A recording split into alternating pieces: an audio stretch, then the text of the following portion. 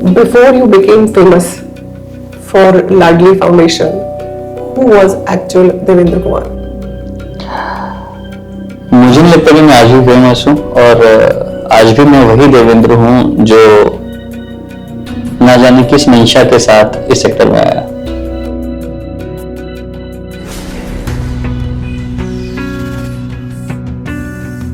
तो जब भी किसी व्यक्ति को पेन मिलता है तो मेरी जिंदगी में जो पेन था वो थी अशिक्षा। मेरी जिंदगी में जो पेन रहा वो वल्नरेबिलिटीज जब मेरे पेरेंट्स मुझे स्लम में छोड़ के गए थे उस 3 दिन की नन्ही जान के साथ। मेरी सिस्टर जो 3 दिन की थी तो उसको पालते हुए जब मैं बड़ा हुआ, उसको पालते हुए मैं बड़ी बहन भी बना, उसको पालते हुए मैं माँ भी बना, तो उसको बड़ा करते वक्त I enjoyed womanhood.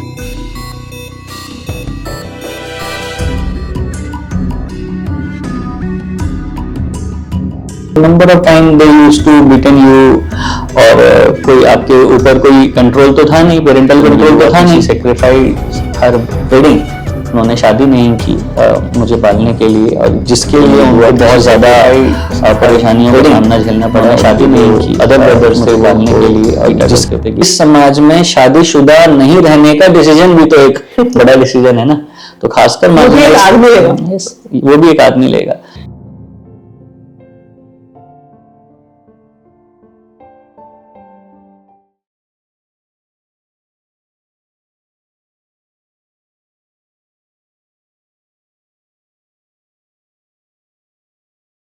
Welcome to Shivani Sadhu's podcast where we have conversations on relationships, human side and power. लोग अक्सर देवेंद्र कुमार को इंट्रोड्यूस करते हैं with his accolades and with his achievements and the impact he made from the Ladli Foundation. लेकिन आज हम उनके achievements और उनके इम्पैक्ट के बारे में बात नहीं करेंगे। आज हम एक ऐसे इंसान के बारे में बात करेंगे जिसके पेरेंट्स ने उसको छोड़ दिया था जब वो सिर्फ 2 साल का था उसकी 3 दिन की बहन के साथ to figure out a life on his own and he had no idea about. We are also going to talk about carrying the weight of thousands of heartbreaks. Thank you for trusting us with your story, not as a founder of Ladli, but for the man who you are when the world isn't watching you. Welcome to the conversation. Before you became famous for Ladli Foundation, who was actual Devendra Kumar? मुझे नहीं लगता कि मैं आज भी famous हूँ और आज भी मैं वही देवेंद्र हूँ जो ना जाने किस मंशा के साथ इस सेक्टर में आया। तो it is not motivated, it is originated. So जो पेन रहा, वो जो स्ट्रगल रहा, जहां से लाडली की शुरुआत हुई, मुझे लगता है वो जीवंत रहना चाहिए। क्योंकि अगर फेमस हो गया तो वो कहीं ना कहीं ठंडा हो जाएगा। तो आई डोंट थिंक कि मैं फेमस हूँ and I don't want to be famous. मुझे लगता है कि जो काम है मेरा, जो पैशन है खासकर, वो एक पर्पस के लिए है, वो पर्पस ड्रिवन पैशन है। और जब तक वो पर्पस अचीव नहीं हो जाता तब तक ये पैशन रहना चाहिए। वो पर्पस कैसे आपके लाइफ में आया? That purpose is something, you know, आप किसी भी पर्पस की जो पहली स्टेज है वो पेन होती है। उस पेन को अगर आप पेशेंसफुली हैंडल कर लें तो वो प्लेजर में कन्वर्ट होती है, और उस प्लेजर को पेशेंसफुली हैंडल कर लें तो पैशन में कन्वर्ट होती है, to make you perfect towards the purpose. तो जब भी किसी व्यक्ति को पेन मिलता है तो मेरी जिंदगी में जो पेन था वो थी अशिक्षा। मेरी जिंदगी में जो पेन रहा वो वल्नरेबिलिटीज जब मेरे पेरेंट्स मुझे स्लम में छोड़ के गए थे उस 3 दिन की नन्ही जान के साथ। मेरी सिस्टर जो 3 दिन की थी तो उसको पालते हुए जब मैं बड़ा हुआ, उसको पालते हुए मैं बड़ी बहन भी बना, उसको पालते हुए मैं माँ भी बना, तो उसको बड़ा करते वक्त आई एंजॉयड वुमनहुड। तो एक वुमेन का जो, जिसको आप वुमेनहुड कहते हैं, उसको जब मैंने जिया, उसके पीछे के जो कारण रहे, उसके पीछे के जो डर रहे, वो एक्सपीरियंस, वो अनुभव किया मैंने। तभी मुझे पता चला कि वुमेन डेवलपमेंट में कौन कौन से हर्डल्स हैं और एक वुमेन के लिए भारत में खासकर मार्जिनलाइज सेक्शन में उन महिलाओं के क्या हालात हैं जो किसी ना किसी कारण से पढ़ नहीं पाई। आपके चाइल्डहुड की क्या मेमोरीज हैं आपको, जो पेनफुल मेमोरीज है, starting from the time when your parents abandoned you when you were 2 years old with your 3-day-old sister Do you have any memories of that? हाँ, I have lots of memories. मुझे जो maximum memories हैं वो यही है कि I have been brutally beaten by delinquents number of times. जो drug करने वाले जो लड़के होते थे, जो delinquents होते थे, उनको अगर आप उनके साथ नहीं आते थे तो number of time they used to beaten you, और कोई आपके ऊपर कोई कंट्रोल तो था नहीं, पेरेंटल कंट्रोल तो था नहीं कि बच्चे यहाँ नहीं जाना, वहां नहीं जाना, ये नहीं करना, वो नहीं करना। तो कहाँ छोड़ के गए थे वो आपको? तो मेरे कुछ रिलेटिव्स थे, वो तो उस घर में ही छोड़ के चले गए थे जिसमें वो रहते थे, लेकिन वहां से जो मेरे रिलेटिव्स थे, मेरे क्लोज रिलेटिव्स थे, मेरी बुआ थी, मेरी दादी थी, उन लोगों ने मुझे वहां से उठा लिया था, फिर उन्होंने मुझे पाला। तो मेरी सिस्टर को भी उन्होंने पाला। इवन जो मेरी बुआ थी, शी सेक्रीफाइस हर वेडिंग, उन्होंने शादी नहीं की मुझे पालने के लिए, और जिसके लिए उनको बहुत ज्यादा परेशानियों का सामना झेलना पड़ा। उनके जो अदर ब्रदर्स थे वो उनको पीटा करते थे कि भाई, क्योंकि किसी भी लड़की का इस समाज में शादीशुदा नहीं रहने का डिसीजन भी तो एक बड़ा डिसीजन है ना, तो खासकर वो भी एक आदमी लेगा। तो खासकर उस सोसाइटी में जहां पर आप के घर में क्या बना है ये अगले 10 घरों को पता है, तो वहां तो ये मैटर ऑफ ऑनर हो गया। तो जहां पर इन सारी बातों पे ऑनर किलिंग्स तक हो जाती हैं, तो this was the matter of honour, और ऑनर के चक्कर में बहुत ज्यादा उनको परेशानियां झेलनी पड़ी। सो ये कहानी थी। This is something. 2 साल से आपने क्या देखा? अपनी जो मेरे को मेमोरी है वो 4-5 साल के बाद की मेरे को मेमोरी है। जब मुझे सेवा भारती ने अपने स्कूल में एडमिशन दिया, तो राष्ट्रीय सेवा भारती का एक प्रकल्प चलता है, सेवा भारती केशव विद्या मंदिर, उन्होंने मुझे एजुकेशन दी। वहां से मुझे याद है कि जब जो मेरी बुआ थी वो मुझे नशे वाले बच्चों से बचाने के लिए मेरे को 2 स्कूल में डाल दिया था पहले। तो मैं सुबह एक स्कूल जाता था और शाम को म्यूनसिपैलिटी के स्कूल जाता था। मतलब सुबह सेवा भारती जाता था और शाम को मैं नगर निगम के स्कूल जाता था। फिर थोड़ा और बड़ा हुआ तो उन्होंने उनसे देखा कि भाई इसके पास और टाइम बचता है, तो देन मेरे को गुब्बारे बेचने के लिए लगा दिया कि टाइम। हाँ, जब मैं 8 साल का था, तो बेसिकली मेरा टाइम कंज्यूम हो, मेरी एनर्जी चैनलाइज हो, उसके ऊपर उनका बहुत ज्यादा जोर था। तो वो सारी चीजें मैंने वो वल्नरेबिलिटीज देखी हैं। और खासकर क्योंकि जब आप गवर्नमेंट स्कूल में पढ़ते रहे हैं, और आज तो चलिए गवर्नमेंट स्कूल का इंफ्रास्ट्रक्चर बहुत अच्छा है। आज जब हम बच्चियों पे भी बात करते हैं, बेटियों पे, तो 2014 के बाद बेटी बचाओ बेटी पढ़ाओ भी आया, बट उस टाइम क्या था? आज तो चलिए जो बच्चियां पैदा हो रही हैं वो पढ़ भी रही हैं, स्किल भी हो रही हैं, बहुत बड़ा परिवर्तन आया है। बट 20 साल पहले, 30 साल पहले तो कोई बेटी को पढ़ाना भी नहीं चाहता था। तो उस समय में किस तरीके से मैंने, मेरी सिस्टर ने अपनी एजुकेशन को कंटिन्यू रखा, किस तरीके से हम लोगों ने बेसिकली सरवाइव किया, वो कोई एक छोटी सी कहानी में समाहित नहीं किया जा सकता, क्योंकि हर दिन एक नया पेन था, हर दिन एक नया था, हर दिन एक नई स्ट्रगल थी कि आज रोटी मिलेगी या नहीं मिलेगी। तो मेरी जो बुआ थी वो सिलाई किया करती थी, एक पीको हुआ करती थी साड़ी पर, पीको और फॉल लगाना। तो उनके पास कितनी साड़ी आई हैं उससे निर्धारित होता था कि आज शाम को जो हमें रोटी मिलेगी वो चटनी से मिलनी है या सब्जी से मिलनी है। तो मुझे जहां तक जब मैं बहुत छोटा था तब का, तो मुझे याद है कि मैंने अपने घर पे नहीं खाना खाया, पड़ोसियों के घर पे ही खाना खाया है मोस्टली, क्योंकि उस दक्षिणपुरी जो स्लम है वहां पे एक गली में लगभग एक लाइन में 22 मकान और दूसरी लाइन में 22 मकान, लगभग इस तरीके से 44 मकान होते हैं। तो मैं अकेला ही बच्चा था, लड़का छोटा, तो मुझे पैम्पर भी बहुत मिला। ऐसा नहीं है कि मेरा जीवन जो है बहुत स्ट्रगल रहा, मारपीट रही, नहीं, ऐसा नहीं। जब मैं बहुत छोटा था तो मुझे छोटी छोटी मेमोरीज याद हैं कि मेरे को पड़ोसी के जो बच्चे हैं, जो लोग हैं मेरे जो पड़ोसी थे, मुझे उठा के ले जाया करते थे और खाना खिलाया करते थे। तो बहुत अच्छी मेमोरीज भी हैं। तो that is how I always say that you may not have received much in your legacy, but the society will bequeath you with greater things. समाज की देन हो, समाज ने मुझे पाला, समाज के लोगों ने ही मुझे यहाँ तक पहुंचाया।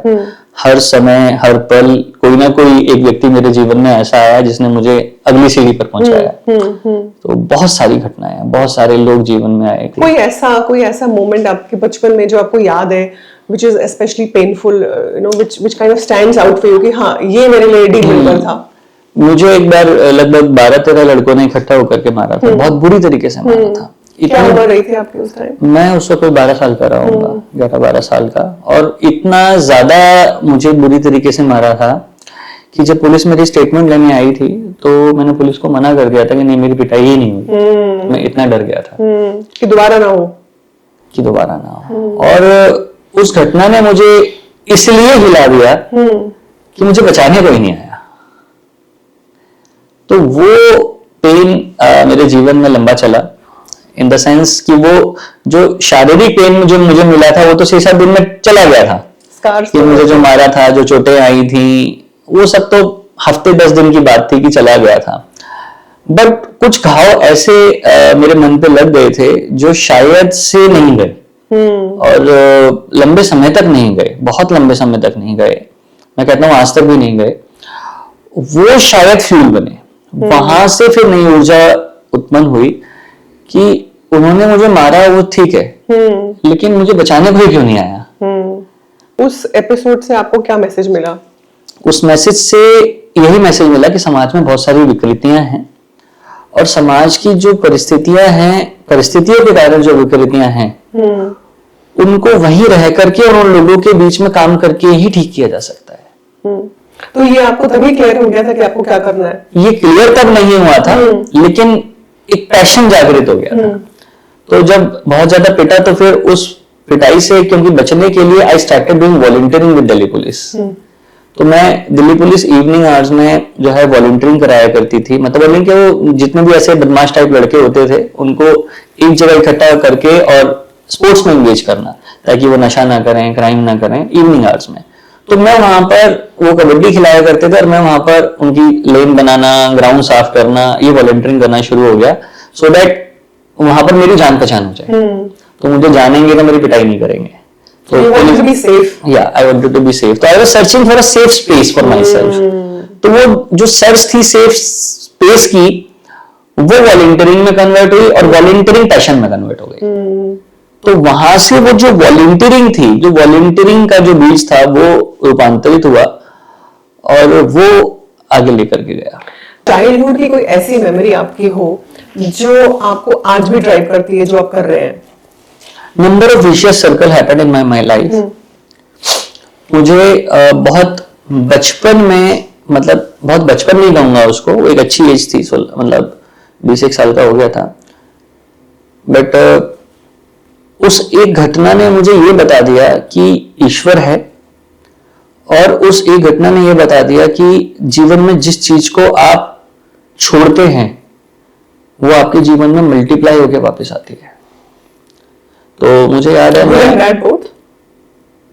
मेरे साथ तो गुड ही हुआ है, इसलिए मैं बैड की बातें नहीं करूंगा, क्योंकि बैड भी जो हुआ वो भी गुड लगता है। तो मेरी लाइफ में जितने भी मेरी पिटाइयां हुई या जो वल्नरेबिलिटी, जो स्ट्रगल हुआ, मैं उसको अपनी लाइफ की ट्रेनिंग मानता हूँ। That was my training. क्योंकि खराब जो होता है वो मैंने दूसरों के साथ होता हुआ देखा है, और जो मेरे साथ हुआ अगर मैं उसको खराब कहूंगा तो कहीं ना कहीं मैं ईश्वर की उस प्रेजेंस को नकार रहा हूं जिसने मेरा उत्थान किया।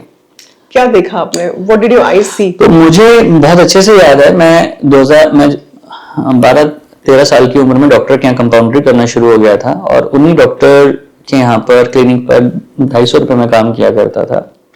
तो जब 18 साल का हुआ तो रिक्वायरमेंट पैदा हुई कि एक अच्छी जॉब हो, क्योंकि 200-250 रुपए से क्या होगा, घर सिस्टर की भी आगे शादी करनी है, कोई है नहीं, आपको भी होना है। तो नियर में बत्रा हॉस्पिटल था, तो वो डॉक्टर बत्रा हॉस्पिटल से ही आए थे। तो वहां पर मैंने उनसे रिक्वेस्ट किया था कि मुझे जो मैन पावर का कॉन्ट्रैक्ट होता है, ठेका जिसे आप कहते हैं, वहां पर मुझे वार्ड बॉय लगा दो, तो जो 250 रुपए आपके यहाँ मिलते हैं मेरे को 2800 रुपए हो जाएगा। मैं मॉर्निंग में वहां पे काम कर लूंगा, इवनिंग में आपके यहाँ काम कर लूंगा। तो उन्होंने मुझे रिकमेंड किया, मैं वहां गया, मुझे नहीं रखा। फिर मैं एक और बार किसी और की सिफारिश से गया, फिर मुझे नहीं रखा। फिर मैं पुलिस की सिफारिश से रिक्वेस्ट करा कर, क्योंकि जॉब तो ऐसे भी मिलनी है आपको, भी आप आइडिया पहुंच गए, मिल गया, तो आपको कोई ना कोई रेफरेंस चाहिए होता था। तो क्योंकि मैं दिल्ली पुलिस के साथ क्लोजली वॉलंटियरिंग करता था, तो थानेदार लोगों ने भी मुझे रिकमेंड किया। तो वहां जो सुपरवाइजर था वो इस बात से चिढ़ गया कि ये हर 15 दिन में या हर 6 महीने में जो है सिफारिश लेकर के आ जाता है। तो उसने बहुत ज्यादा इंसल्ट किया मुझे, कई लड़कों के सामने बहुत ज्यादा इंसल्ट किया। मुझे नहीं पता था कि वो इंसल्ट जो है वो नेचर रिकॉर्ड कर रही है। तो लेटर ऑन मेरा वॉलंटियरिंग जो है वो बत्रा हॉस्पिटल के मालिक तक पहुंचेगा, और वहां कुछ ऐसी घटना होगी जहां पर मेरा रोल क्रिएट होगा। तो 2009 में कुछ ऐसी घटना हुई जहां बत्रा हॉस्पिटल में स्ट्राइक हुई, और स्ट्राइक को मैं के ड्यूरिंग पेशेंट्स को सर्विस देने के लिए मुझे और मेरे वॉलंटियर्स को बुलाया गया। हमने वहां सर्विस दी, लगातार 2-3 बार ऐसी घटनाएं हुई। मैं बहुत शॉर्ट में ये बता रहा हूँ, तो ये लंबी घटना है। और फाइनली 2009 में जिस कॉन्ट्रैक्ट में मैं वार्ड बॉय लगने के लिए 2003 में गया था, 2009 में, और मुझे भगा दिया गया था इंसल्ट करके, 2009 में मैं उस कॉन्ट्रैक्ट का ओनर बन के उस हॉस्पिटल में एंटर किया। How was that feeling for you? यही तो वो फीलिंग है जब आप ईश्वर को अनुभूत करते हैं। ईश्वर है, तो ईश्वर कैसे है? ईश्वर की कोई, वो निराकार है ना, तो कोई आकार तो ईश्वर का है नहीं, तो ईश्वर को अनुभूत किया जा सकता है। तो कैसे आप अनुभूत करेंगे? यही कुछ घटनाएं होती हैं जब आप ईश्वर को अनुभूत करते हैं कि एक ऐसा लड़का जो 7-8 हजार रुपए महीने के लिए स्ट्रगल कर रहा था 1 महीने पहले तक, आज उसकी इनकम 6 लाख रुपए से ऊपर थी महीने की। एक रातों रात मेरी जिंदगी बदल गई थी। तो वो बहुत बड़ा परिवर्तन था मेरी लाइफ का। वहां से पता चला कि यस, आप जब किसी पर्पस के लिए पैशनेटली लगे हुए हैं तो आपको ईश्वर नर्चर करता है। Absolutely. ईश्वर नर्चर करता है और सोसाइटी को माध्यम बनाता है, और आपके जीवन में उन लोगों का आगमन होता है जो आपको वहां तक पहुंचाने में मददगार साबित होते हैं। आपने अपनी पूरी लाइफ अभी तक की स्पेंड करी औरतों के अपलिफ्टमेंट और उनके एम्पावरमेंट को लेके। उस चीज ने एज अ मैन आपको मर्दों के बारे में क्या सिखाया? अरे वाह, ये प्रश्न आज पहली बार किसी ने पूछा इस तरीके का। ये बिल्कुल आपने बड़ा अच्छा सा सवाल पूछा। मुझे लगता है कि हमें सोसाइटी को इक्वलिटी और इंक्लूसिवनेस के साथ देखना चाहिए, जो कि बहुत गैप्स सोसाइटी में आए हैं। मैं हमेशा से इस बात को कहता हूं कि पेट्रियार्कल माइंडसेट सोसाइटी, जिसे हम आदमियों की देन कहते हैं, पुरुष प्रधान समाज जो है, वो इसलिए है कि आदमी बहुत ज्यादा विजनरी थे पुराने वाले। उनको पता था कि महिला जो है, अगर उसको आपने पढ़ा दिया, लिखा दिया, तो नेतृत्व करेगी, क्योंकि नेतृत्व उसकी ना क्षमता से भी परे कहूंगा कि उसकी प्रवृत्ति है नेतृत्व, क्योंकि वो जन्म देना जानती है ना। आदमी जन्म देना नहीं जानता, वो क्रिएटर नहीं है, सिर्फ नारी को क्रिएटर बनाया है। तो वो बचपन से ही नेतृत्व जानती है, क्योंकि वो बच्चे को पालती है। वो उस बच्चे को पालती है जो कल को राजा भी बनता है।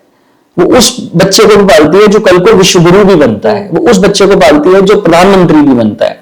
कि जब मैं आदमियों को देखता हूं तो आदमी थोड़ा इनसिक्योर है।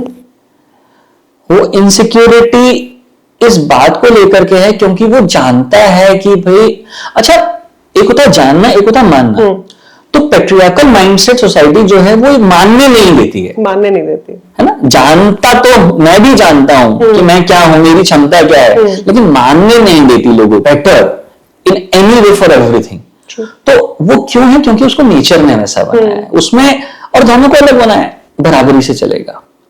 और यही विचारधारा फेमिनिज्म की है, यही विचारधारा जेंडर इक्वलिटी की है, जिसको कि कुछ ऐसी सामाजिक शक्तियां जो समाज को तोड़ना चाहती हैं, समाज को खराब करना चाहती हैं, वो उसमें विकृति लाती हैं। तो जब हम ये कहें, अब आजकल जिस तरीके के आप इंसिडेंट देखते हैं कि हम एक पुरुष को लेकर के एक्सेप्टेंस है कि वो कमाएगा, महिला को लेकर के एक्सेप्टेंस नहीं है। मींस अब इसको रिवर्स करो, आप महिला कमाएगी इस बात को लेकर एक्सेप्टेंस है, पुरुष नहीं कमाएगा इस बात को लेकर एक्सेप्टेंस नहीं। तो अगर एक आदमी घर में बैठा हुआ है और वो अगर ये कह दे कि नहीं, मैं घर संभाल लेता हूं, मैं बच्चे संभाल लेता हूं, और क्योंकि मेरे हम हस्बैंड वाइफ में जो है मेरी वाइफ की सैलरी अच्छी है, तो मुझे लगता है कि 8 घंटे उसने काम करना है, 8 घंटे मैंने ही काम करना है। और मैं अगर अपने बच्चों को छोड़ने के लिए, बच्चों की टेक केयर के लिए अगर अपने वाइफ का करियर दांव पे लगाऊं, तो गलत बात है। ये तो भाई उससे ज्यादा इनकम आ रही है, मेरी कम है, तो वहां पर भी समाज गलत नजर से देखेगा कि तू क्यों घर बैठा हुआ है। So, आपने क्या सीखा जब आप वुमेन एम्पावरमेंट के ऊपर इतना काम कर रहे हैं, बात कर रहे हैं, अपलिफ्टमेंट की बातें हो रही हैं और कई सारे आपने इवेंट्स भी किए, तो आप इस चीज से आपका नजरिया बदला मर्दों की तरफ? आपका क्या परसेप्शन है आदमियों को लेके? मेरा जो परसेप्शन है ना, मैं जिस सेगमेंट पे काम करता हूं मैम, मेरा एक पर्टिकुलर डोमेन है, एक ऐसा सेगमेंट है मेरा जिस सेगमेंट पे मैं काम करता हूं, और उस सेगमेंट में महिलाओं की जो दशा है ना, उसे दशा कहना ही खराब है, वो दुर्दशा है। मैं सिर्फ और सिर्फ फोकस्ड हूं स्लम में रहने वाली महिलाओं के उत्थान के काम करने के लिए। मेरा पूरा अनुभव भी वही है, मेरी आज की डेट में सारे इंटरवेंशन भी वहीं के लिए हैं। और मुझे आज कोई बोले कि जी आप बड़े घरों की महिलाओं में भी तो प्रॉब्लम्स हैं, वहां भी तो वो भी तो स्ट्रगल कर रही हैं। यस, बिल्कुल कर रही हैं। बड़े बड़े घर जो है की महिलाएं जो है दहेज से पीड़ित है, आदमी मारते पीटते हैं, मेंटल हरासमेंट है, सब कुछ है, बट वो मेरा डोमेन नहीं है। जिस सेगमेंट पर मैं काम करता हूं वहां पर आदमी को पता ही नहीं है कि वो आदमी है। मैं सच्ची आपको बता क्या रहा हूं। लगता है आपको वो क्या है? उस सेगमेंट में ना उसको जो उसकी अपनी जिम्मेदारियां हैं, उसको ये तक जिम्मेदारी नहीं है कि मैं किसी का बाप भी हूं, पति होना तो बहुत दूर की बात है। आज जिन झुग्गी बस्तियों में हम काम करते हैं वहां पर बच्चियों की एजुकेशन तो बहुत बाद की बात है मैडम। जब बच्ची 5 साल की होगी ना तब आप उसकी एजुकेशन की बात करेंगे। वो 5 साल तक जिंदा कैसे है उस बारे में सोचिए। अगर उसको टीबी हो जाए, निमोनिया हो जाए ना तो उसको प्लान्ड वे में ट्रीटमेंट नहीं कराया जाता है, उसको मरने दिया जाता है। तो मैं वहां देखता हूं दशा कि उन आदमियों की दशा क्या है। नशे में पड़े हुए हैं, लेबर क्लास लोग हैं, उनको जरा सी भी सुध नहीं है कि कौन हमारी बेटी है, कौन हमारा क्या है, कौन हमारा क्या नहीं है। 96% of the rape cases by the children are being done by their own relatives उन slums में। तो मैं उस आदमी को इंसान की उपाधि कैसे दे दूं? तो मैं जिस सेगमेंट में काम कर रहा हूं वहां पर अगर आप सोच की बात करते हैं तो वहां पर आज भी नेतृत्व महिलाओं का है। वो बेचारी रोज पिट रही है, घर में काम कर रही है, एक में नहीं, मेरे घरों में भी जो काम करने वाली भाई आती हैं, मतलब वो बेचारी 10 घरों में काम कर रही है 2-2 घंटे है, और शाम को जाकर के पिट रही है, रोज पिट रही है। और क्यों काम कर रही है? कि उसको उसके लिए दारू खरीदनी है। जो लोग हैं जो ये सब बातें करते हैं ना, ये हार्डली 1 और 2% में है। 98% पॉपुलेशन समाज वही है। तो वहां पर आदमियों के जो हालात हैं, जिस तरीके से आदमी खराब हो चुका है और जिस तरीके से वहां पर महिलाएं घर चला रही हैं, वो जाकर के देखिए, वो रोज पिट रही है, रोज मर रही है, लेकिन फिर भी अगले दिन सुबह उठ करके काम पर जा रही है। ऑप्शन नहीं है ना कोई। मैंने ऑप्शन दिया कहां है समाज ने उसे? आज वही औरत अगर कुछ करना चाहे या जब वो पढ़ना चाहती थी उसे पढ़ने किसने दिया? जब वो स्किल होना चाहती थी उसे स्किल होने किसने दिया? वो घर से बाहर निकलना चाहती थी उसे निकलने कहां दिया गया? तो ऑप्शन आज नहीं है। आज हम दोष दे सकते हैं, बट वो दोषी कौन लोग हैं? वो भी तो हम ही लोग हैं ना। जैसे मैं आपको छोटा सा एग्जांपल दूं, जिस तरीके से ये बिग फैट वेडिंग्स, क्योंकि आप इन सब चीजों पे बहुत काम करते हैं, एक गरीब घर में रहने वाली, झुग्गी में रहने वाली लड़की के मन में कहां से आएगा कि मेरा भी जो है दूल्हा जो है वो इतना घोड़े बैंड बारात और ऐसी होनी चाहिए, और वो जो स्लम में रहने वाला लड़का है उसकी एक्सपेक्टेशन कहां से डेवलप होती है कि मेरा टेंट ऐसा होना चाहिए, शादी मेरी ऐसी होनी चाहिए? कहां से होता है ये? तो इस समाज में विकृतियां दी ना। आज चलिए हम अफोर्ड कर सकते थे तो हमने किया, बट एस्पिरेंट कौन बना? एस्पिरेंट तो वो समाज बना ना जो अफोर्ड नहीं कर सकता था, और जो एस्पिरेंट बना जो अफोर्ड नहीं कर सकता था वो सारी एट्रोसिटीज में कन्वर्ट होती चली गई। आज उसी दहेज के लालच में, उसी शादी की शोशेबाजी के लालच में उन लड़कियों के साथ अत्याचार हो रहे हैं। तुमने ये नहीं किया, तेरे पापा ने ये नहीं किया, तेरे ये तुमने मैं ये नहीं दिया, तुमने मैं वो नहीं दिया। तो वो जो बदलाव था वो विकृति में कैसे कन्वर्ट हुआ? अगर बीमारियां नीचे से ऊपर की ओर आ रही है, ये तो हम कहने को तैयार हैं। आपसे शुरू होकर के और उनकी जिंदगी, उनकी पूरी जनरेशन तक खराब कर रही है, उनके बारे में तो ऐसा लगा कि इन एक्सपीरियंसेस से कि you had to unlearn something that society taught you about power. जब अनलर्न की हम बात करते हैं तो मुझे लगता है कि सोसाइटी को ही अनलर्न होना चाहिए। एक बार हमें ये भूलना चाहिए कि हम क्या हैं, and this is what the mandate of inclusive society. हम अंत्योदय की बात क्यों कही? अंत्योदय की बात तो यही थी ना कि अंतिम रो में बैठा हुआ व्यक्ति, उसके उत्थान के लिए हम बात करें, उसके उदय के लिए। क्यों? क्योंकि अगर आज हम उनके बारे में नहीं सोचेंगे तो हमारे साथ क्राइम करने वाले लोग कौन है? नहीं, आपने कुछ अनलर्न किया? मुझे जरूरत नहीं पड़ी मेरा, क्योंकि मुझे लगता है कि एक लेवल के बाद मुझे सोचने का टाइम मिलेगा। अभी तो एक ऊर्जा है जो मुझे ड्राइव कर रही है, और जिस तरीके से मुझे मौके मिल रहे हैं डीप डाइव करने के, जिस तरीके से मुझे काम करने का मौका मिल रहा है, एक के बाद एक पर्दा उठ रहा है, एक के बाद एक पर्दा उठ रहा है। मैंने नहीं सोचा था कि सोसाइटी में इतना इन डेप्थ जाकर के काम कर पाऊंगा। और एक होता है ना कि आप इन डेप्थ जाकर के एक चीज को अचीव करने के बाद रुक जाते हो, बट रुकने का मौका ही नहीं मिल रहा, तो अनलन का भी मौका नहीं मिला है। सो लोगों को हेल्प करना बड़ा अच्छा लगता है सुनने में, but it is very exhausting, क्योंकि मैं भी यही काम करती हूँ दिन रात। तो आपको लगता है कि has work taken anything from you? मदद करना अच्छा लगता है मैम, ये उन लोगों के लिए जिनके लिए फैशन है। Demand something out of you ना, तो आपको लगता है कि कभी it has taken peace of mind from you, और यू नो? नहीं मैम, कभी नहीं। ये ख्याल जिस दिन आ गया, सच में मैं बड़ा कैंडिड होकर के बोल रहा हूँ कि जिस दिन ये ख्याल मन में आ गया कि मैं जो कर रहा हूं उस बात के लिए मेरे को कॉस्ट लग रही है, for a time, for a peace, for a money, ये एक तरीके का वायरस है मैडम। आपको जब बुखार आता है तो आपको नहीं पता होता किस कारण से बुखार आया है, वो आया है, और जब बुखार आ जाता है वो अपना रिएक्शन देता है कि आपका शरीर गर्म कर देगा, आपको बेड रिडम कर देगा। लोगों की हेल्प करना ये एक वायरस है।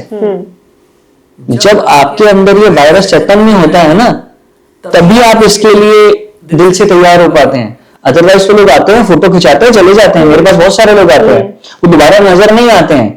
अगर आप कंसिस्टेंसी के साथ कॉन्स्टेंटली अगर आप किसी के वेलफेयर के लिए लगे हुए हैं, तो आप ये मान लीजिएगा मैम कि उस दिन कि आपको चुना गया है, और जिस दिन आपको ये पता चल गया कि आपको चुना गया है, उस दिन वो हर रिसोर्स आपको घर बैठे मिलता है। कभी आपको ऐसा लगा कि इस जर्नी में अभी तक you are carrying other people's problems on your shoulders? Never, मेरे को तो कभी नहीं। मुझे तो लगा कि उन लोगों की प्रॉब्लम्स उतारते उतारते कब मेरे जिंदगी में प्रॉब्लम्स ने घेर ही बनाया। कभी नहीं। आप देखिए ना कि उनका स्ट्रगल देख करके भी अगर आपको सीखने को नहीं मिल रहा, तो उससे आपको कोई इम्पैक्ट हुआ कभी? मैं motivated always. What did the motivation say to you? कि जो जिंदगी में इनके साथ हुआ है वो मेरे साथ ना हो जाए, इसके लिए मुझे संभल के रहना है। क्योंकि जिनके साथ भी जो हुआ है उसमें कुछ तो गलतियां रही होंगी ना किसी की, तो जो गलतियां उनकी हुई हैं वो नजर आती हैं आपको। अगर मेरी सिस्टर 6th क्लास नहीं पढ़ पाई और मैं 10th के बाद नहीं पढ़ पाया, तो उसका कारण क्या रहा? मुझे स्लम में काम करना पड़ा, या मैं एज ए चाइल्ड लेबर काम किया, तो क्यों करना पड़ा? क्योंकि मेरे मदर फादर के बीच डिस्प्यूट था, आपस में लड़के झगड़ते रहते थे। तो उस चीज को देख करके सीख करके मैं अपनी मैरिड लाइफ को तो सिक्योर कर सकता हूं ना, कि मेरा पास्ट जो रहा, मेरे पास्ट की वजह से जो मैंने व्यतीत किया, या मैं जिन 1000 फैमिलीज के साथ काम कर रहा हूं, वहां पर उनके परिवारों में जो दिक्कत है हस्बैंड वाइफ की वजह से, हस्बैंड वाइफ के रिलेशनशिप या ससुराल वालों के इंटरफेरेंस की वजह से जो चीजें होती हैं, या मदर इन लॉ वाला जो आप जिसको आप पेट्रियार्की कहते हैं, मैं तो सीधा सीधा बोलता हूं कि पेट्रियार्की का आज की डेट में मुख्य एक्टर कौन है? आप लीजिए ना, मदर इन लॉ। अरे आप देखिए ना, इन दोनों के बीच में इतना तो भाई साहब किसी के बीच में नहीं है। आप नंद और भाभी का रिश्ता देखिए, क्या आप उससे पेट्रियार्की नहीं कहेंगे? मैं आपको बताता हूँ, राजस्थान में हम लोगों ने रूटीन इम्यूनाइजेशन किया, तो हमारे पास आंकड़े आए कि हमने 80,000 बच्चियों को रूटीन इम्यूनाइजेशन कराया। सरकार बड़ी खुश हुई, और डेटा भी बहुत अच्छा आया कि कंपैरेटिवली बॉय मतलब 64% बच्चे और 80% लड़कियां, तो हम वैक्सीनेट कर पाए। बड़ा हैरानी वाला डेटा था। तो पता है बाद में क्या पता चला कि वो जो दादियां थी वो घर में ये बोलती थी कि वैक्सीनेशन इज एक्सपेरिमेंट, इसके बाद बुखार आता है, दिक्कत होती है, तो लड़के को मत करो, लड़की पे कर लो। इसे पेट्रियार्की नहीं कहेंगे आप? तो कौन कर रहा है पेट्रियार्की? आदमी तो नहीं कर रहा है पेट्रियार्की। हाँ, एक माँ एक लड़की को अगर घर में खेलने के लिए गिट्टे और रस्सी दे रहे हो, और लड़के को आप दे रहे हो बैट बॉल ला करके, वो पेट्रियार्की नहीं है क्या? मुझे लग रहा है इसी सोच की वजह से आजकल भी कुछ लड़के, मैं सब मर्दों की बात नहीं करूंगी, वो बड़े नहीं हुए कभी। They could never grow up emotionally. They could never understand that men and women are equal in some sense, if not always. वो सिखाया ही नहीं जाता ना। नहीं, सिखाया नहीं जाता, वो खुद भी नहीं सीखना चाहते। क्यों नहीं सीखना चाहते? क्योंकि उनको इंक्लूसिव इकोसिस्टम नहीं मिला। आज आप देखिए ना, बचपन से ही हम डिफरेंस क्रिएट करते हैं। मैं कह रहा हूं कि घर में अगर कोई खिलौना आ रहा है तो उस पर क्यों लिखा हुआ है कि खिलौना लड़के का है और लड़की का है? ये किसने निर्धारित कर दिया कि लड़कियां रस्सी टापेंगी या लड़कियां जो है वो गिट्टे खेलेंगी? किसने निर्धारित किया? ये उसी समाज ने निर्धारित किया ना मैडम। हाँ, उन्हीं माओ ने निर्धारित किया ना, जिन माओ ने अपनी बच्चियों को गिट्टे पकड़ाए, उन दादियों ने उन माओ के साथ जो अत्याचार किए वो देखती हुई बड़ी हुई ना, तो वो उसको पेट्रियार्की नहीं कहेंगे क्या? मतलब आदमी ने जो किया सिर्फ वही पेट्रियार्की है? नहीं, मैं उसे जेंडर बेस्ड वायलेंस कहता हूँ बाय द वे। तो मैं ये नहीं कहता हूँ कि ये डिस्क्रिमिनेशन है। डिस्क्रिमिनेशन बहुत छोटा सा शब्द है। आपने अगर ठीक है लड़का लड़की में भेदभाव कह के निपटा दिया, नहीं, ये जेंडर बेस्ड वायलेंस है। आप एक बच्ची को उसके सपने से दूर रख रहे हो, उस बच्ची को पढ़ने नहीं दे रहे हो, उस बच्ची को खेलने नहीं दे रहे हो, ये जेंडर बेस्ड। उसको खाने तो दो, उसको खाने तक नहीं दे रहे हो आप। लड़का घर में है तो उसे बादाम घिस करके दे रहे हो, लड़की है तो उसे कोई पूछेगा भी नहीं। ये क्या मजाक है? लड़का बीमार पड़ रहा है तो उसको आप प्राइवेट हॉस्पिटल में लेके जा रहे हो, लड़की है तो उसे सरकारी डिस्पेंसरी में भी नहीं लेके जा रहे हो आप। ये सब ये होता है, आज भी है, आज भी है। तो अगर हम ये कहें, हमारे अपर मिडिल क्लास में भी होता है, लेकिन थोड़ा डिफरेंट लेवल पे होता है, थोड़ा सोफिस्टिकेटेड लेवल पे होता है, ऐसा नहीं होता। मैडम है, वहां भी है, वहां पर थोड़ा सा लेकिन अवेयरनेस ज्यादा है, तो बदलाव ज्यादा बड़े आए हैं और बहुत अच्छे रिजल्ट भी देखने को मिले हैं अपर मिडिल क्लास सोसाइटी में और अपर क्लास सोसाइटी में। बट जब मैं लोअर स्टेटा की बात करता हूँ तो मैम वो नंबर बहुत बड़ा है, वो बहुत बड़ा नंबर है। और हम लोगों को, we as a upper middle class और मिडिल क्लास सोसाइटी, हम लोगों को ही वो बदलाव लाना पड़ेगा, क्योंकि वो लोग हमारे घरों में आके काम करते हैं, हमें देखते हैं कि हम कैसे बिहेव कर रहे हैं, फिर उस बिहेव को वो कॉपी करते हैं अपने घरों में। कोविड में प्रिविलेज सेक्शन के बच्चों ने तो अपने बच्चों को लैपटॉप लाके दे दिए, सबने बायजूस भी दे दिया, ये भी दे दिया, अनअकैडमी भी करा दिया। उन गरीब बच्चों के बारे में सोचा कभी? अब सरकार किस लेवल पर उनको हैंडल करती है, मैं आपको उसका दूसरा एग्जांपल देता हूँ। हर साल 1.5 करोड़ बच्चा 12th के बाद 12th का एग्जाम देता है। कभी सोचा कि 12th के बाद जो है 90% बच्चा कॉलेज जाता ही नहीं है, सिर्फ 10% बच्चा जाता है। आपको लगता है गवर्नमेंट ने हेल्प किया या गवर्नमेंट प्रोएक्टिवली काम कर रही है, या कर रही है, या सिर्फ पोर्ट्रेट हो रहा है कि काम हो रहा है? मैम गवर्नमेंट काम कर रही है, इसमें कोई दो राय नहीं। गवर्नमेंट की पॉलिसीज नीयत बहुत अच्छी है, लेकिन उसकी डिलीवरी नहीं हो पा रही है। मैं आपको एक बड़ा गैप बताता हूँ। वो कहाँ से गैप आ रहा है? मैं आपको छोटा सा एग्जाम्पल दे रहा हूँ ना भाई। 2022 में CUET आया। आपको पता होगा कि आपके और हमारे टाइम में हम लाइट भी नहीं होती थी तो एक गरीब बच्चा दिए की रोशनी में पढ़ के नंबर लाके कॉलेज में एडमिशन ले लेता था। अब आज की डेट में जो बच्चा दिल्ली में है वो बिना CUET एग्जाम के कॉलेज में एडमिशन नहीं ले सकता। अब जिस बच्चे ने जिंदगी में माउस को हाथ ही नहीं लगाया, उस कंप्यूटर बेस्ड टेस्ट देगा कैसे? तो क्या ये बात गवर्नमेंट को नहीं पता है? पता है ना गवर्नमेंट को, तो गवर्नमेंट क्यों उपाय नहीं कर रही है? और आपको ये जान करके भी हैरानी होगी कि मैं किसी सरकार के बारे में नहीं बोल रहा, लेकिन 10 साल जो भी सरकार दिल्ली में रही है मैडम, एक भी कंप्यूटर लैब नहीं थी। दिल्ली के सरकारी स्कूलों में एक सिंगल कंप्यूटर लैब नहीं है। 100 हमने डोनेट की हैं। 100 लैब्स हमने डोनेट की हैं और वही 100 लैब्स हैं। और उन 100 लैब्स के बाद अभी जो करंट चीफ मिनिस्टर है मैडम, उन्होंने 175 लैब अनाउंस की हैं। तो एक परिवर्तन आ रहा है ना मैम। तो आप सोचिए, अब से पहले ये नहीं सोचा गया, तो पिछले 5 सालों में कितना बच्चा, कितना बड़ा नंबर 12वीं के बाद हायर एजुकेशन ले नहीं पाया, just because of one loophole. Crore से बड़ा नंबर बच्चों का 12वीं के बाद जिसने स्कूल छोड़ दिया गया होगा। आप सोचिए ना, वो 1 करोड़ नंबर क्या लायबिलिटी नहीं बनेगा देश के लिए? जिसको आप एसेट में कन्वर्ट कर सकते थे वो आज कहाँ जाएगा? लोग तो चोरी चकारी, ड्रग्स, ट्रैफिकिंग में। तो गवर्नमेंट तो पैसा बहुत खर्च कर रही है, ऊपर से बहुत सारी पॉलिसीज हैं, लेकिन जब तक इम्प्लीमेंटेशन इंपैक्टफुल नहीं होगा, इम्प्लीमेंटेशन मॉनिटर्ड नहीं होगा, मेजरेबल आउटकम उसका रिकॉर्ड नहीं होगा, तब तक ये गैप्स रहेंगे। उसमें we as a society has to play a vital role.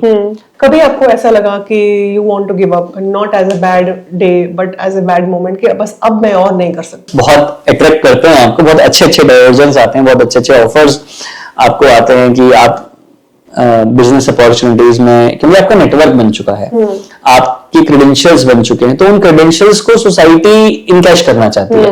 तो जब आप क्रेडिबल हो जाते हैं तो लोग आप में इन्वेस्ट करते हैं, है ना। आपके साथ जब क्रेडिबिलिटी इशू नहीं है तो people want to invest in you. दुनिया कॉम्पिटेंट लोगों के पीछे भागती है। हाँ, तो यस, तो उसके कारण से डाइवर्जन जरूर बहुत आते हैं। भाई आपको कैसे लगा कि नहीं मुझे उस रास्ते नहीं जाना, या आप गए? नहीं जा पाया, क्योंकि ना हर दिन एक नई सोशल इनोवेशन दिमाग में आती है। तो वो जो सोशल इनोवेशन आती है दिमाग में, उसको इम्प्लीमेंट करने का जुनून डाइवर्ट नहीं होने देता, क्योंकि उसी में इतना काम करना होता है। उसमें बहुत काम होता है मैडम, बहुत ज्यादा काम होता है। जब हम लोगों को हेल्प करते हैं तो हमें ऐसा लगता है कि हम ना उनकी चॉइसेस को कंट्रोल कर सकते हैं, है ना। ये एक साइकोलॉजी की टर्म है, सेवियर्स कॉम्प्लेक्स को बोलते हैं। तो हमें ऐसा लगता है कि अरे जो वो सोच रहे हैं या जो वो करना चाहते हैं, जब उनकी चॉइस है तो उसको हम कंट्रोल करेंगे। तो कभी आपको ऐसा लगा कि आप किसी की चॉइस को कंट्रोल कर रहे हैं? अंदर अपेक्षा है तभी हम इस तरीके की इंटरवेंशंस प्लान करेंगे। तो कंट्रोल करना है तो वो मुझे पहले से पता होगा। वो मेरा इन्फ्लुएंस जब मैं उस पर्टिकुलर पॉपुलेशन पर अपना इम्पैक्ट डिलीवर कर रहा होता हूँ वो तब नहीं आता, वो पहले से। अब this is what that western world is doing in India. तो चॉइसेस कंट्रोल की जब मैं बात करता हूँ तो सारी मशीनरीज उसी पे काम कर रही हैं। जहां पर अब मैं अगर एंड में जाकर के बात करूं तो कन्वर्जन तक आप ले लीजिए, मैं चॉइस कंट्रोल कहां करने की कोशिश करूंगा, मैं वो आपको बताता हूं। जैसे अगर मैं किसी घर की हेल्थ पे काम कर रहा हूं, वहां मदर एंड चाइल्ड के न्यूट्रिशन पे काम कर रहा हूं, तो मैं वहां पर अगर किसी को ये कह रहा हूं कि नहीं बच्चे आप ये मत खाइए ये खाइए, तो उसे चॉइस कंट्रोल नहीं कहेंगे भाई। सिंपल लैंग्वेज में तो ये भी चॉइस कंट्रोल है कि वो खाना तो चना चाह रही है बट मैं उसे दालें खिला रहा हूं, बट मेरी इंटेंशन क्या है, अब at the same time depend करता है कि मेरी इंटेंशन क्या है। अगर मैंने मेरी इंटेंशन सही है तो मैं चॉइस कंट्रोल नहीं कर रहा हूं और मैं करना भी नहीं चाहूंगा। कभी आपको लगा किसी ने आपकी चॉइसेस को कंट्रोल किया हो? मैं वापस से कहूंगा कि पॉडकास्ट वाकई में अलग है। आपने दोबारा मेरे को एक ऐसा प्रश्न दिया, तो हमारी चॉइस को कंट्रोल किया जाता है जब हम सोशली डिलीवर करते हैं। तो डेफिनेटली जो हमारे फंडर्स होते हैं, जो ग्रांटर्स होते हैं, वो हमारी चॉइस को कंट्रोल करते हैं। मुझे लगता है कई बार ऐसे केसेस आए जहां पर एक स्पेसिफिक माइंडसेट के साथ हमें कुछ डिलीवर करने को बोला गया, हमने नहीं किया, और जब हमें नहीं किया गया तो हमें सपोर्ट मिलना बंद हो गया। तो इसका मतलब यही था कि हमारी चॉइस को कंट्रोल किया जा रहा था, क्योंकि हमारी चॉइस तो क्लीन है ना कि हमें हेल्थ और एजुकेशन देनी है। बट उनका क्या एजेंडा था? उनके एजेंडाज होते हैं, इनको हमारे यहाँ पर लाइए, इनको हमारी चीजों के बारे में थोड़ा ज्यादा पता होना चाहिए, इनको हमारे धर्म के बारे में पता होना चाहिए। क्यों पता होना चाहिए भाई, क्यों? मैं एक सिंपल सी बात कहता हूं, ये एक सवाल है, क्यों? हम तो ये सोच करके नहीं जा रहे हैं डिलीवर करने के लिए कि उसका हमने जो सामूहिक विवाह भी करा है। मैं आपको बताता हूं कि जब 2012 में लाडली शुरू हुई थी तो हम तो किसी से पैसे नहीं लेते थे। हम आज तक भी जब सामूहिक विवाह कराते हैं तो कोई डोनेशन नहीं लेते। हमने एक ही पंडाल में हिंदू मुस्लिम सिख ईसाई सभी धर्मों की कन्याओं का सामूहिक विवाह किया था, आज भी करते आ रहे हैं। हमने तो नहीं पूछा उनसे कि तुम्हारा धर्म क्या है। हम जब मेडिकल कैंप लगाने जाते हैं तो हम तो नहीं कहते हैं कि भैया कि आप मुस्लिम लड़कियां हो या और किसी धर्म की लड़कियां हो तो हम आपका ब्लड टेस्ट नहीं करेंगे। नो, कोई मतलब ही नहीं बनता इन सब चीजों का। आपको लगा कि ऐसे आपको प्रेशर फील हुआ? नहीं, जब छोड़ दिया ना तुरंत, हम तुरंत छोड़ दिया, क्योंकि प्रेशर तो वहां लालच के साथ आता है ना। अब मैं प्रेशर बियर तो तब कर रहा हूँ जो मेरा लालच है, मैं वहां पर रिटेन करना चाह रहा हूँ। मुझे रिटेन ही नहीं करना है वहां पर, मुझे आगे बढ़ना है, क्योंकि व्हाट आई थिंक कि मुझे नेचर चला रहा है, और जब नेचर ने मुझे एम्पावर किया है तो नेचर विल थिंक मैं अपना काम कोई ना कर रहा हूँ। This is what that I am doing for the what is the meaning of social work. Social work is not your work basically. तो जिस दिन हम ये मान लेते हैं कि हमारा काम है, उस दिन हम ये भी मानना पड़ेगा कि हम अपने लिए ये कर रहे हैं। दो स्टोरीज, एक ऐसी स्टोरी जहां पे you felt actually down hearted या मिजरेबल और आपको लगा कि बस मेरा दिल टूट गया, और एक ऐसी स्टोरी कि जहां पे आपको लगता है कि जो भी मैंने स्ट्रगल लाइफ में करी, जितने भी मैंने हार्ट ब्रेक्स देखे, जितना भी मैंने मेहनत करी, जो भी मैंने सफर किया, चैलेंजेस देखे, it was all worth it. तो बताता हूँ, हम स्लम्स में जाते हैं तो सोशल माइंडसेट क्या है मैं आपको बताना चाह रहा हूँ। तो पिछले कुछ दिनों आर.के. पुरम की बस्तियों में हमने मेडिकल कैंप चलाए। हमने आइडेंटिफाई किया कि वहां की जो बच्चियां हैं, छोटी बच्चियां, वो बहुत एनेमिक हैं, और जो मदर्स हैं उनका भी बहुत ज्यादा बुरा हाल है, क्योंकि वहां पर मल्टीपल सेक्सुअल रिलेशनशिप बहुत ज्यादा है। तो हमने वहां टेस्टिंग वगैरह किया, सब कुछ किया, पाया कि बहुत बुरे हाल है। मतलब हीमोग्लोबिन तो बिल्कुल ही 8 के नीचे है सबका, और एसटीडीज भी बहुत सारे हैं। तो हमने अपने डॉक्टर्स के साथ मिलकर के इंटरवेंशन डिजाइन किया कि भाई एकदम से तो इनको कोई डायरेक्ट मेडिकल इंटरवेंशन नहीं देना, पहले इनके हेल्थ स्टैंडर्ड्स पैरामीटर्स को अच्छा करो, इनकी न्यूट्रिशन वैल्यू वगैरह ठीक करो। तो हमने कैंप लगाया कि हम हर महीने आकर के 3 महीने तक इनको गुड़, चना और इस तरीके की चीजें, राशन, ड्राई राशन देंगे, जो कि कम से कम, और उनके काउंसलिंग करेंगे कि भाई क्या खाना है क्या नहीं खाना है, बिहेवियरल चेंजेस पे काम करेंगे, और बेसिक न्यूट्रिशन, फॉलिक एसिड वगैरह ये डॉक्टर जो प्रिस्क्राइब करेंगे वो देंगे, प्लस न्यूट्रिशन सपोर्ट देंगे। हमने कैंप्स वगैरह लगाए। इधर हम कैंप लगा रहे हैं, हमारे बेनिफिशियरी हमसे किट लेकर के जा रहे हैं, हमें पता भी नहीं चल रहा है कि हमारी कैंप के बगल में ही 12 आदमी जो हैं शराब का गिलास लेकर के दिन में बैठे हुए हैं और ताश खेल रहे हैं, और हमने जो गुड़ चना दिया हुआ है, थोड़ी देर पर जो न्यूट्रिशन वैल्यू था वो उनका चखना बना हुआ है। हम उन लेडीजों को बुला रहे हैं तो वो उल्टा हमें जा, अरे नहीं इनको नहीं देंगे तो कैसे चलेगा। वी फील कि हमें ये समझ में आता है कि अभी हम जो काम कर रहे हैं वो कुछ भी नहीं है। सोसाइटी में नीचे जाकर के उनके बिहेवियर को चेंज करना, उनको ये बता पाना कि आप उनको जो बेनिफिट देने आए हो एक्चुअली उनके लिए बेनिफिट है. They are not even serious about their benefit. They are not even serious about themselves. Exactly. हाँ, तो हम आप कर लेंगे. हमने कई बार शुरू में लीगल असिस्टेंस देने की बात करी, तो हम लोगों ने स्वाभिमान प्रोजेक्ट चलाया. तो हम लोगों ने उसमें लीगल एड देने के लिए कैंप्स लगाए जहां सीवियर डोमेस्टिक वायलेंस था. हमने बोला भाई हम ऐसे घरेलू मैटरों में नहीं पड़ते हैं लाडली, लेकिन जहां पर विजिबल सीवियर डोमेस्टिक वायलेंस होगा, जहां पर लड़की एकदम ही फूटी पड़ी है या उसके मरने की कगार आ गई है या उसको इतना सेक्सुअल वायलेंस हुआ है कि मतलब that can hamper her life threatening है. तो हमने जब इस तरीके की केसेस तो हैंडल करने शुरू किए, तो लड़कियां आई, वुमेन्स आई, तो पूछा कि हाँ मारता है, ये करता है, बहुत बुरा मारता है जी, गिरा गिरा के मारता है, ये वो. तो ठीक है, हम आपके साथ हैं. अब आपकी अगर ऐसा कुछ करे तो आप हमें कॉल करिएगा, हम इसमें इंटरव्यू करेंगे और पुलिस को लेकर के आएंगे. You know what are the replies कि नहीं, मारना तो उसका काम है, अब पैसे दिला दो बस, वो पैसे नहीं देता खर्चे के. तो समझ में आया कि एक वुमेन ने अपने आप को इतना सरेंडर किया हुआ है कि she even do not want to stand on her feet. उसकी एक्सेप्टेंस देखिए उस आदमी को लेकर के कि वो रोज उससे पिट रही है, मार खा रही है और वो एक्सेप्ट कर चुकी है कि हाँ ये मारेगा मुझे, ये इसका काम है मारना, लेकिन मैंने काम नहीं करना है, मैंने एम्पावर होने की नहीं सोचना. तो जब ये चीजें आती हैं समाज में देखने को, तो बहुत ज्यादा धक्का लगता है. नैको के साथ काम करने का कोशिश किया, तो मेरा बहस हुआ जॉइंट सेक्रेटरी से. तो उनको मैंने बोला कि सर आप ये बताइए कि आप जिन ब्रोथल्स में जाकर के काम कर रहे हैं,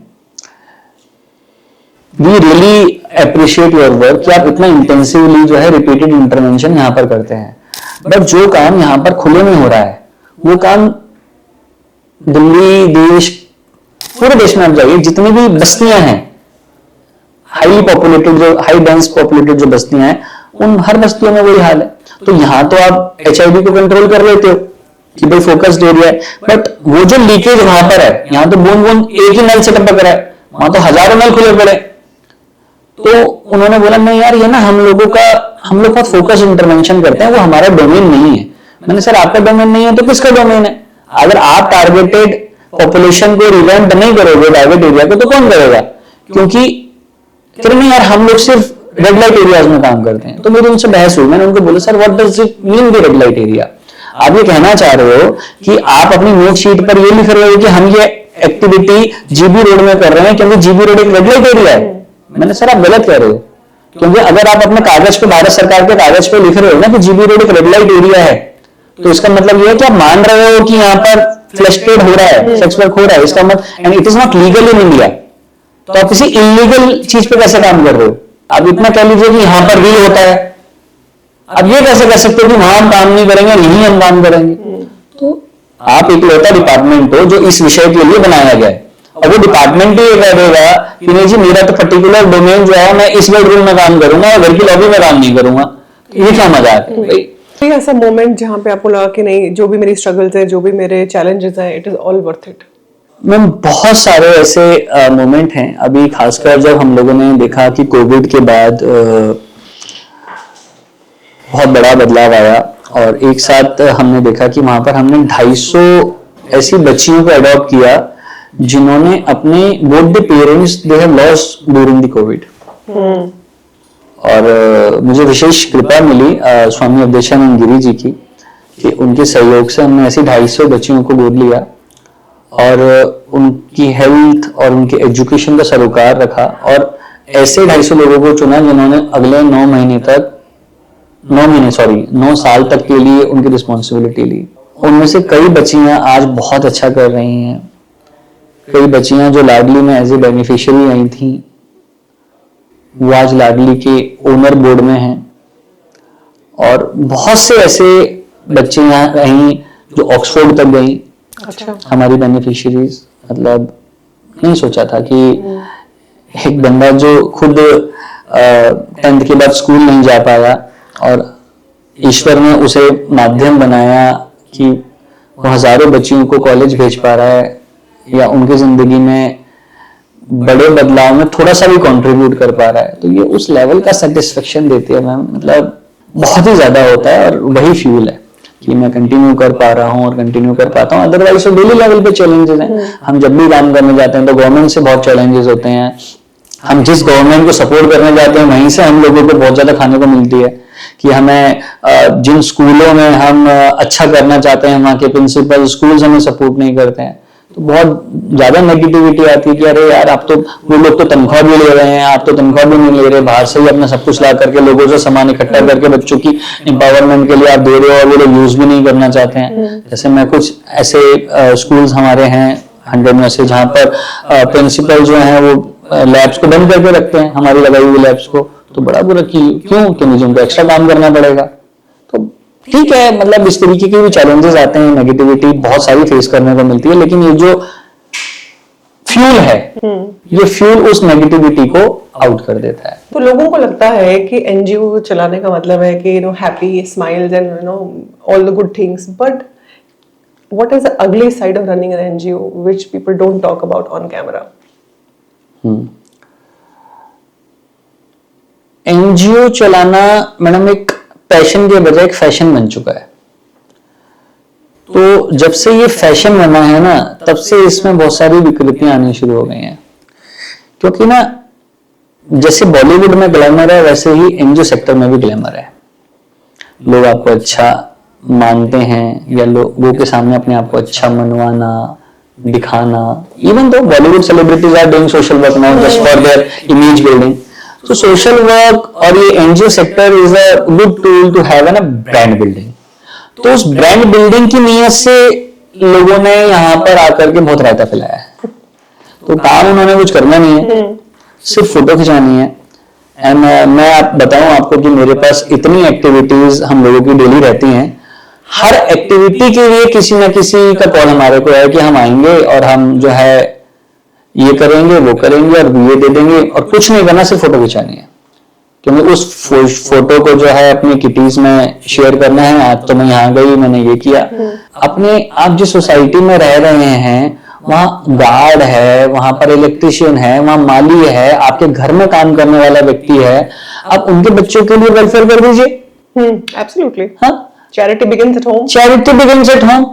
क्यों आपको एनजीओ में पहले पैसा डालना, फिर उस पैसे को फिर एडमिनिस्ट्रेटिव कॉस्ट में खर्च करवाना, फिर अपने पास लाना। जैसे आप स्लम से पढ़े निकले और आप लाडली इज योर बेबी और आप अभी भी काम कर रहे हो और आने वाले वक्त में भी काम करेंगे, कोई ऐसी चीज जो आपने अपने काम के थ्रू रियलाइज किया कि ये चीज मैं चेंज नहीं कर सकता, चाहे मैं कितने भी मेहनत कर लूं, कितने भी? जो लोअर स्ट्रेटा में कुरीतियां हैं ना मैडम, वो एक लेवल की नहीं है, वो कनेक्टेड है, मल्टीपल लेवल पे है।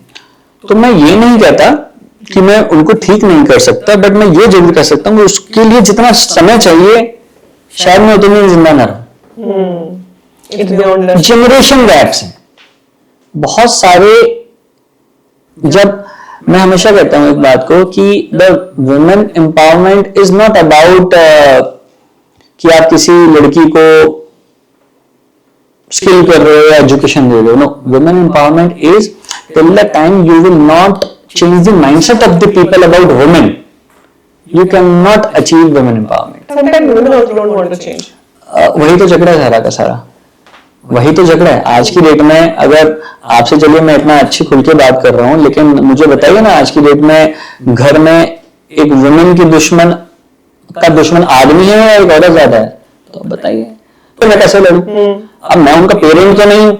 अब मैं वो जो लड़की अच्छे नंबर ला रही है, मुझे पता है कि कंप्यूटर में मैं इसको अगर लेकर के गया तो ये जो है पता नहीं कितने बच्चों को और इम्पैक्ट कर देगी। हाँ, बट लेकिन नहीं, उसका परिवार अलाउ नहीं करता है। तो जब उसका परिवार अलाउ नहीं कर रहा तो मेरी भी लिमिटेशंस हो गई ना। तो उन चीजों को बदलने के लिए जो समय चाहिए, मुझे लगता है कि वो एक जनरेशन गैप है। वो शायद ये जो बच्चियां हैं जब ये बड़ी हो जाएंगी तो ये अपने बच्चों के साथ ना होने दें ऐसा जो आज इनके साथ हो रहा है। लेकिन सोच सकते हैं, लेकिन एक जनरेशन को तो मैं भुगतना ही पड़ेगा और वो एक जनरेशन भुगत रही है।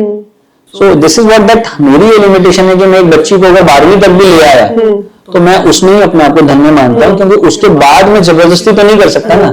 अब मैं कहां से उसको वो सोशल प्रोटेक्शन दूं कि जहां पर वो माँ जो है जब वो काम पे जाती है तो अपनी लड़की को बंद करके जा रही है, क्यों? क्योंकि पीछे से कोई अटेम्प्ट ना करते उसके ऊपर, तो क्या कर रही है? उसकी चाइल्ड मैरिज करा रही है। हम ये तो देख रहे हैं कि लड़कियों की चाइल्ड मैरिज हो रही है, लेकिन ये नहीं देख रहे हैं कि उसको सोशल प्रोटेक्शन नहीं है इसलिए उसकी चाइल्ड मैरिज हो रही है। एक मैं यहाँ पर बेटी और बहू वाली बात करता हूँ। This is the difference between beti and bahu कि how the beti is in lack of social protection for being a beti and how bahu is protected with the social protection for being a bahu. तो लड़की जब अपने घर में अपनी दहलीज के अंदर है ना, जब तक वो बेटी है तब तक उसकी लाइफ अलग है, तब तक वो लोगों की नजरों में है। अगर वो माँ उसकी शादी नहीं करा रही है और उसके साथ कुछ हो जाए ना, तो यही सोसाइटी है जो उसको टोंट मारती है कि तूने शादी क्यों नहीं करा दी इसकी, ठीक है? और वही लड़की अगर बहू बन गई, उसको कोई हाथ लगा करके दिखाए, वो पूरा परिवार की इज्जत बन चुकी है। जो अभी तक इस परिवार की लायबिलिटी थी, तो इसे बहू बनी, उसके साथ अत्याचार कौन से खत्म हुए और कौन से बढ़ गए, इस पे बात करनी पड़ेगी। तो जो खत्म हुए वो कौन से हुए कि अब उसके साथ फोर्स ट्रैफिकिंग के चांसेस नहीं है। हाँ, उसके साथ मल्टीपल सेक्सुअल रिलेशनशिप जो हो सकता था, जो उसको ट्रैफिकिंग हो सकती थी उसके साथ, वो नहीं है ना? अब लेकिन कौन से हैं? उसके साथ एक्सप्लॉयटेशन बढ़ गया, उसके साथ डोमेस्टिक वायलेंस बढ़ गया, उसके साथ दहेज का मामला जुड़ गया। तो बट जो हीनियस क्राइम उसके साथ हो सकते थे वो रिड्यूस हो गए, लेकिन दूसरे क्राइम तो आज भी अब्यूज तो अभी भी हो रहा है, अब्यूज तो अभी भी हो रहा है। तो मैं ये नहीं कह रहा हूं कि वो प्रोटेक्टेड हो गई है 100%, मैं नहीं कह रहा हूं वो। सो आपके पेरेंट्स ने आपको अबैंडन कर दिया जब आप 2 साल के थे, तो have you truly forgiven them? तो my father came back in 2010 after my sister's wedding, और वो मेरे साथ रहे लगभग 10 साल। और मतलब मेरे साथ रहे इन द सेंस एक घर में नहीं रहे, अलग रहे। मैं सक्सेसफुल हो गया था, मैंने घर लेके दे दिया था, वो अच्छे से अपनी लाइफ उन्होंने जी। And last he died in 2021, और वो भी इस वजह से कि उनको हाइपरटेंशन हो गया था कि मैं अपने बच्चे के लिए जिंदगी में कुछ कर नहीं पाया। बट मदर को मैंने आज तक नहीं देखा। तो रियलाइज कैसे हुआ उनको? पता नहीं, अपने आप ही होता है, सेल्फ रियलाइजेशन होता है किसी व्यक्ति को। तो उनको लास्ट टाइम में इस बात को लेकर के बहुत ज्यादा हो गया कि भाई आज मेरे बच्चे, या खासकर मुझे लेकर के कि मैं इतना अच्छा कर पा रहा हूँ सब कुछ है, लेकिन मैं इसकी जिंदगी में कुछ कंट्रीब्यूट नहीं कर पाया, ये बात उनको लास्ट टाइम में रही। मदर को मैंने आज तक नहीं देखा। तो मदर का जहां तक मुझे पता है कि जब मुझे छोड़ के गए थे तो उसके 5 साल तक उन्होंने वेट किया था, लेकिन जो सुनने को मिला इधर उधर से कि उनकी दूसरी शादी हो गई थी। तो फिर बाद में मुझे भी लगा कि जब उनकी दूसरी शादी हो गई थी तो मैं उनकी दूसरी जिंदगी तबाह करने क्यों जाऊं, क्योंकि ultimately she was the victim. भाई जो मैरिटल डिस्प्यूट उन दोनों का जो भी रहा, उसमें डोमेस्टिक वायलेंस भी रहा ही होगा और रहा है, जो मुझे पता है जहां तक लोग बताते हैं। तो ऑलरेडी एक लेडी इतना स्ट्रगल के बाद अपनी नई जिंदगी में गई है, और वहां जाकर के मैं हिंदी फिल्मों की तरह जाकर के पहुंच जाऊं और मैं कहूं कि जी मैं तो आपका पुराना बेटा हूं, तो उनकी आज की जिंदगी का क्या होगा? तो इसलिए मैंने कभी भी नहीं, मैंने कभी कोशिश नहीं की। तो इसमें ये कहना कि मैं उनको माफ कर पाऊं या नहीं कर पाऊं, ये तो सवाल ही नहीं उठता मैम, क्योंकि मेरी नजर में वो कभी गलत नहीं रहे। मैं उनको गलत नहीं मानता। मुझे लगता है कि ये अपने पेरेंट्स को सुना लड़ते हुए, जैसा तो आप बहुत छोटे थे जब उन्होंने आपको छोड़ा, तो आपको क्या लगता है कि जब हस्बैंड एंड वाइफ लड़ते हैं तो बच्चे के ऊपर क्या इम्पैक्ट पड़ता है? हाँ, ये मैं जरूर इस बात पे जरूर बात करूंगा, क्योंकि शायद मुझे तो याद नहीं, लेकिन और बहुत सारे मैटर्स मेरे पास भी आते हैं। हम लोगों के पास बहुत सारे मैटर्स देखते हैं, तो बच्चों पे बहुत फर्क पड़ता है। तो मुझे लगता है कि जिस दिन आपकी जिंदगी में बच्चे हो जाएं, आप लोगों को उसी दिन सतर्क हो जाना चाहिए, क्योंकि उस दिन आपकी जिंदगी आपकी नहीं रहती है, आपकी नहीं है। एक happy married life is not about man and women, it is about man, women and their children. बच्चे हैं तो, और आपकी जिंदगी में आने वाले जो परिवर्तन है ना, वो हम ये नहीं सोच सकते कि मेरा करियर और तेरा करियर पे ही निर्भर है। नहीं, वो उन बच्चों से होकर के चल रहा है, वो बच्चे उसको ड्राइव करते हैं। तो यस, मतलब बच्चों के सामने किसी भी तरीके की चीजें नहीं होनी चाहिए। आपके जो भी डिस्प्यूट हैं बंद कमरे में होने चाहिए, और मैं कहता हूं कि कोई भी डिस्प्यूट है वो सामने नहीं आनी चाहिए। That is between you and her. आप बहुत सारे लोगों की स्ट्रेंथ है, पिलर ऑफ स्ट्रेंथ है ना, तो who supports Devendra Kumar when he is sad, broken, और ऐसा आई एम श्योर लाइफ है तो ये मोमेंट्स तो आते ही हैं। ये एक अच्छा सवाल है। मैम मुझे लगता है कि अपने आप से बात करना और मैं इसका क्रेडिट शायद अपने परिवार को दे सकता हूं, शायद, लेकिन अगर मैं दूंगा तो वो झूठी तारीफ होगी, क्योंकि उनके कंट्रीब्यूशन को रिकॉग्नाइज करना ही उनके कंट्रीब्यूशन की इंसल्ट है। They are my family's contribution, उसको तोला नहीं जा सकता। वो प्रीशियस है, वो बहुत प्रीशियस है, वो इतना प्रीशियस है कि अगर आप परिवार से सिक्योर नहीं है, द वे आज माय वाइफ पंखुड़ी, आप देखिए उस लड़की ने अपना करियर, वो लॉयर है और NLU बेंगलोर से उसने मास्टर्स किया, लॉ भी उसने विशाखापट्टनम बेंगलोर से किया। वो करने के बाद वो चाहती तो बहुत बड़ी कॉर्पोरेट जॉब में जा सकती थी, उसके बाद बहुत अच्छी अच्छी अपॉर्चुनिटीज, उसने जुडिशरी की तैयारी भी करी थी। वो सब छोड़ करके उसने मुझे मैच किया कि नहीं यार, ये तुम्हारा जो काम है ना, ये काम, you are not working for money, this is your passion, I want to contribute into your passion. उसने अपने आप को मेरे साथ मिला लिया। अब सोचिए मैं क्या कहना चाह रहा हूं, उसने अपने आप को मिला लिया, मतलब मेरे में बहने चली आई। अब इस कंट्रीब्यूशन में मेजर कर सकते हैं क्या? But who supports you, who supports Devendra Kumar? We are a combined entity. Devendra Kumar is not a single entity. So she supports you? 100%. She holds you emotionally? 100%. 100%. मुझे मतलब ठीक है, आप मैं आज आंखों में आंसू लाई हुई है, मैं देखता हूँ उसको जब मैं कहीं आकर के रुकता हूँ और जब मेरी चीजें खराब हो रही होती हैं तो वो किस तरीके से कंट्रोल करती है, लेकिन क्यों कर पाती है?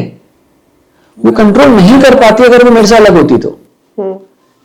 वो उसने अपने आप को पूरा मिला लिया, मतलब आज वो लाडली की एग्जीक्यूशन को इस लेवल पर ड्राइव कर रही है कि उसने भेद ही खत्म कर दिया कि हम दो एंटिटी हैं। इंटरव्यू के शुरू में बोला था कि मेरे को सेफ स्पेस चाहिए थी, याद है आपको? आपको लगता है कि पंखुड़ी से शादी करके उनके साथ कंपेनियनशिप में रह के आपको वो सेफ स्पेस मिली जो कभी आप मिस करते थे लाइफ में? 200%। कभी बताया आपने उनको? उसे पता है ये बात? आपने कभी बताया है? बहुत बड़ा डिस्कशन होता है इस बात पे। तो